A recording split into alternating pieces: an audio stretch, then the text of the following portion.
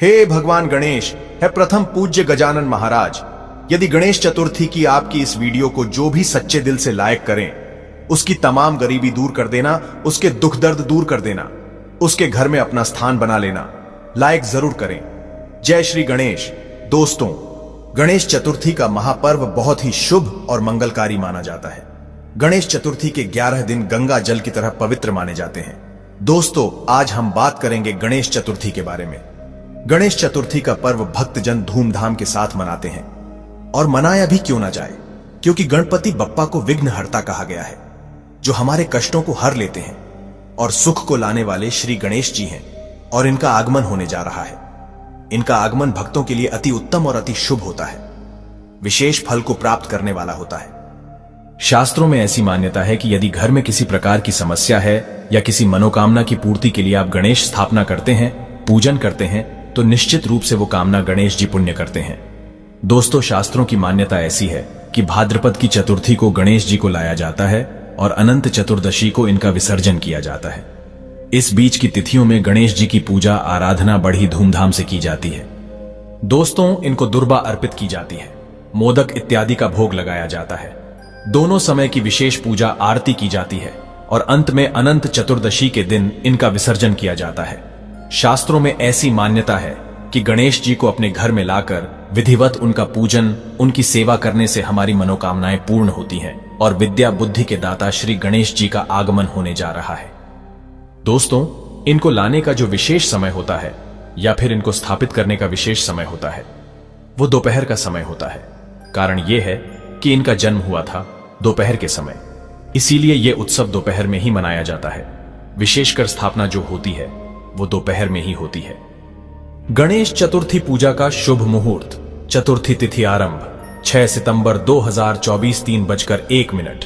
चतुर्थी तिथि समाप्त 7 सितंबर शाम 5:37। गणेश चतुर्थी पूजा मुहूर्त 7 सितंबर 2024 सुबह 10:30 बजे से 12:59। दोस्तों, गणेश जी की मूर्ति से जुड़ी बहुत सारी कुछ बातें हैं जो जानना अत्यंत आवश्यक है। वैसे तो हम बिल्कुल नहीं कहेंगे कि कोई भी गणेश जी की मूर्ति अशुभ होती है, लेकिन हां, उसके मायने और कारण बदल जाते हैं।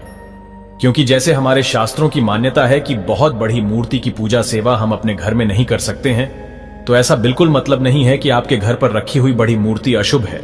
लेकिन हां, अशुभ इसीलिए है कि आपने उसके बराबर उसकी सेवा पूजा नहीं की है। दोस्तों, आगे बढ़ने से पहले आपसे एक विनती करते हैं कि हमारे चैनल को सब्सक्राइब करके बेल आइकॉन जरूर दबाएगा। अगर आप भगवान गणेश को अपने घर पर बुलाना चाहते हैं तो कमेंट बॉक्स में अवश्य लिखें, गणेश जी आपका स्वागत है हमारे घर में। गणेश जी के लिए एक लाइक तो बनता है। दोस्तों, वैसे गणेश जी की मूर्ति में भी कुछ बातें ध्यान रखनी चाहिए। यदि आप गणेश जी की मूर्ति को लाने जा रहे हैं तो ऐसे में एक चीज का ध्यान जरूर रखें कि मूर्ति किस चीज की ला रहे हैं। यह भी आपकी कामनाओं के ऊपर आधारित है। सबसे शुभ मूर्ति जो होती है, श्रेष्ठ मूर्ति होती है, वो सफेद आग की झड़ से जो गणेश जी निकलते हैं, जिन्हें श्वेताश गणेश गणेश बोला जाता है, वो मूर्ति सबसे शुभ होती है। यदि इस प्रकार के गणेश जी को आप अपने घर में लाते हैं तो रिद्धि सिद्धि लक्ष्मी या फिर किसी भी कामना के लिए आप लेकर आए। ये मूर्ति तो ऐसी मूर्ति बहुत ज्यादा श्रेष्ठ और मंगलकारी होती है, लेकिन ये मूर्ति बहुत कम प्राप्त होती है। दोस्तों, क्योंकि जब आग का पौधा काफी पुराना हो जाता है तब उसकी जड़ से गणेश जी की आकृति निकलती है और ये आकृति काफी शुभ होती है, मंगलकारी होती है। दोस्तों, कहा जाता है कि धन के स्थान पर यदि इनको स्थापित कर दिया जाए तो जीवन में चाहे कितने ही पीढ़ी दर पीढ़ी आपकी जो संतानें हैं वो बढ़ती चले जाए, लेकिन उनको धन की कमी कभी नहीं होती है। तो खैर चलिए, ये गणेश जी तो आपको नहीं मिलेंगे, अगर मिल जाए तो जरूर लाएगा। दोस्तों, आपको एक चीज का ध्यान रखना चाहिए कि यदि आप अपने घर में पूजा प्रार्थना के लिए गणेश जी की स्थापना करना चाहते हैं, इनको रखना चाहते हैं, लाना चाहते हैं, तो आप हमेशा बैठी हुई प्रतिमा ही लाएं, क्योंकि शास्त्रों में कहा गया है कि बैठे हुए गणेश जी की पूजा आराधना घर में करने से स्थायी लक्ष्मी की कृपा होती है, कामनाओं की पूर्ति होती है। ऐसे में आप गणेश जी को लाने की सोच रहे हैं या फिर लाने वाले हैं तो बैठी हुई प्रतिमा का ही चयन करें। दोस्तों, अगली चीज है कि गणेश जी की प्रतिमा लाते समय घर के लिए लाएं या ऑफिस के लिए लाएं, उसमें फर्क हो सकता है। आपको बताना चाहेंगे कि यदि आप अपने ऑफिस या दुकान या फिर अपने प्रतिष्ठान में लाकर इनका पूजन आराधना करके विसर्जन करना चाहते हैं तो ऐसे में आप खड़े गणेश जी की प्रतिमा भी ला सकते हैं। कहा जाता है कि इससे व्यापार दिन दुगना रात चौगुना बढ़ जाता है।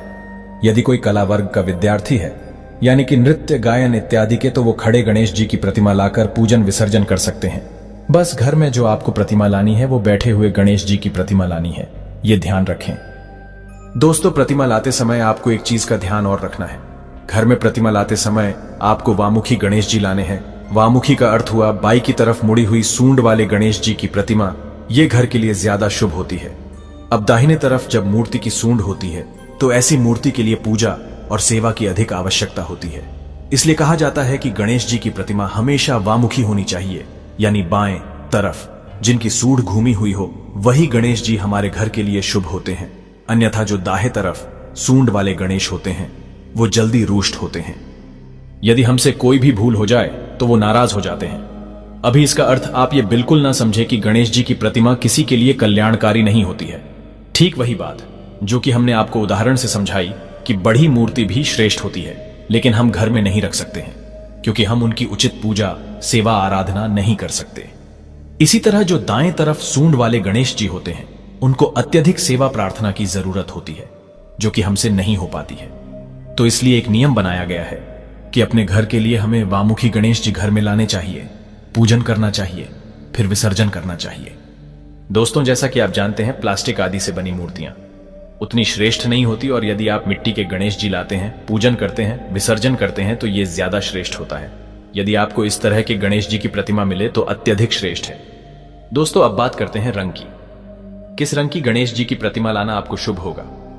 केसरिया रंग के गणेश जी की प्रतिमा घर में लाना बहुत ही मंगलकारी माना जाता है। दूसरी चीज, हरे रंग की गणेश जी की प्रतिमा भी रखी जाती है। अलग अलग कामनाओं के लिए अलग अलग तरह के गणेश की प्रतिमा रखी जाती है। दोस्तों, यदि आप संतान प्राप्ति के लिए गणेश जी की प्रतिमा लाना चाहते हैं, उनका पूजन विसर्जन करना चाहते हैं, तो ऐसे में जो गणेश जी का बाल रूप होता है उसे आप अपने घर में लेकर आए और श्रद्धा भाव से पूजा पाठ करें तथा विसर्जन करें। दोस्तों, अगर आप अपने घर में गणेश जी की कोई छोटी मूर्ति रखना चाहते हैं तो 3 इंच से छोटी मूर्ति आप अपने घर के मंदिर में स्थापित कर सकते हैं, तो आप ऐसा ही करें।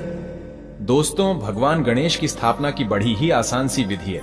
सबसे पहले तो आप मंदिर में बैठ जाए। मंदिर में तो बहुत सारी मूर्तियां होती हैं, लेकिन आपको जो मंदिर के देवता हैं उनसे अलग रख करके यदि आपने चौकी लगाई है तो यह ज्यादा श्रेष्ठ माना जाता है, क्योंकि आपने अलग से कोई बड़ा अनुष्ठान किया है। इसीलिए आपको अलग से लाल रंग का कपड़ा इसी चौकी पर बिछा करके उस पर आप जो नई मूर्ति प्रतिमा लाए हैं या फिर आपके घर में जो पड़ी हुई प्रतिमा है, आप उसे भी बहुत अच्छे से साफ करके रख सकते हैं। यदि धातु की प्रतिमा है तो उसे स्नान वगैरह करवाएं, और यदि फोटो है तो भी आप उसकी स्थापना कर सकते हैं। दोस्तों, घर में पड़ी हुई मूर्ति की आप स्थापना, पूजा इत्यादि कर सकते हैं, और नई मूर्ति लाते हैं तो भी आप उनकी पूजा स्थापना जरूर करें, और आपको कलश जरूर रखना है। दोस्तों, आप सभी जानते हैं कि कलश में ही देवताओं का आह्वान करते हैं, तो कलश रखने की विधि कुछ इस प्रकार है। कलश रखने के नीचे स्थान पर चावल का अष्टदल कमल बना लें, या फिर आपके घर में बहुत अधिक चूहे हैं तो ऐसे में चावल का ना बनाकर आप थोड़ी सी रोली और हल्दी मिलाकर के बना लें, और ओम बना लें, स्वास्तिक बना लें, और इसके ऊपर कलश रखें। कलश के अंदर एक सिक्का डालें, हल्दी डालें, सुपारी डाल दें और थोड़ी सी दुर्बा घास डाल दें, क्योंकि ये पूजा हम गणपति की करने वाले हैं। दुर्बा जहां होती है वहां शुभता आती है। दोस्तों, उसके बाद आपको क्या करना है? कलश रखने के बाद गणपति की पूजा में यदि मूर्ति धातु की है तो आप उनको स्नान कराएं, पंचामृत से स्नान कराएं और उनको चंदन इत्यादि और धूप दीप दिखाना, जो साधारण विधि होती है, उस प्रकार आपको पूजा आराधना करनी है। दोस्तों, अब बारी आती है गणेश जी को वस्त्र अर्पित करने की। अगर आप मूर्ति लाए हैं या बड़ी मूर्ति लाए हैं तो उस प्रकार उनकी बनावट के अनुसार आप वस्त्र अर्पित करें, जैसे कि लाल रंग का, पीले रंग का, गुलाबी रंग का और हरे रंग का वस्त्र पहनाएं, या आप चाहे तो बाजार से रेडीमेड वस्त्र भी ला सकते हैं।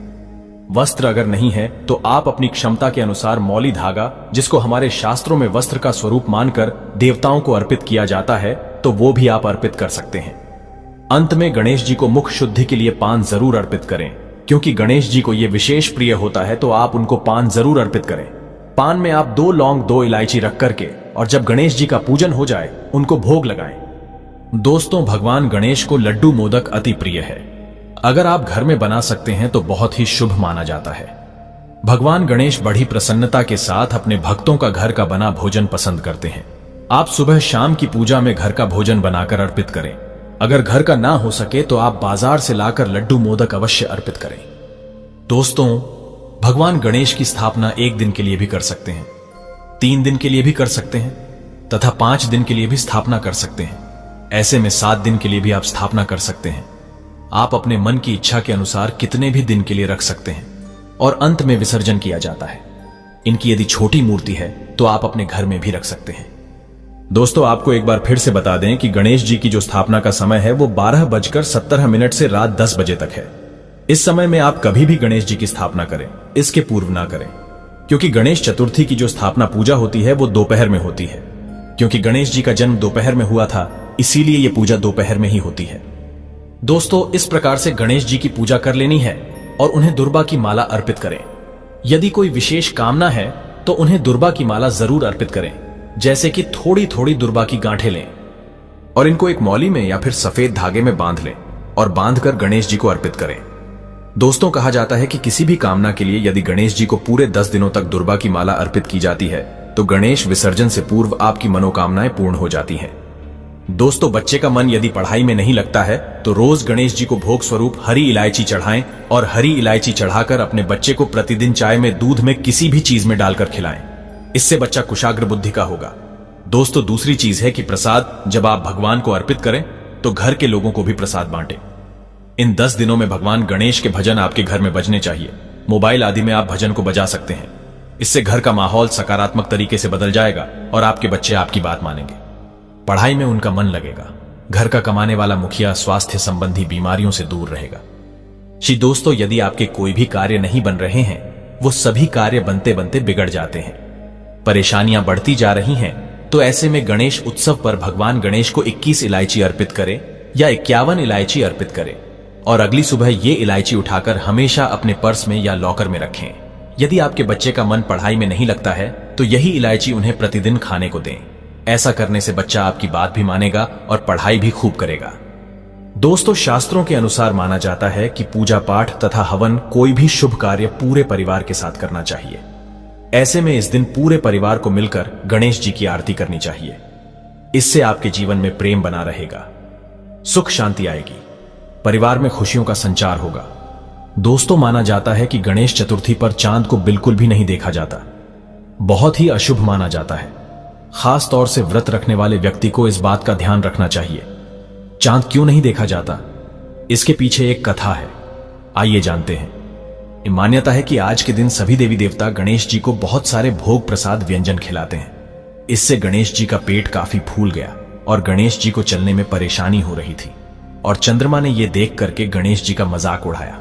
गणेश जी का मजाक उड़ाने पर माता पार्वती क्रोधित हो गई और उन्होंने चंद्रमा को श्राप दिया कि आज के दिन तुम्हारा दर्शन करने पर मानव पर कलंक लगेगा और आप तो जानते ही है कि इस कलंक से श्री कृष्ण भी नहीं बचे थे। दोस्तों, इसीलिए इस दिन चंद्रमा का दर्शन करने से बचे। किसी भी स्थिति में अगर आपको इस दिन चांद के दर्शन हो जाए तो निश्चित रूप से कलंक लगता है। जब भगवान श्री कृष्ण भी इस कलंक से नहीं बचे थे तो हम तो फिर भी मानव है, तो ऐसे में आपको इस बात का ध्यान रखना चाहिए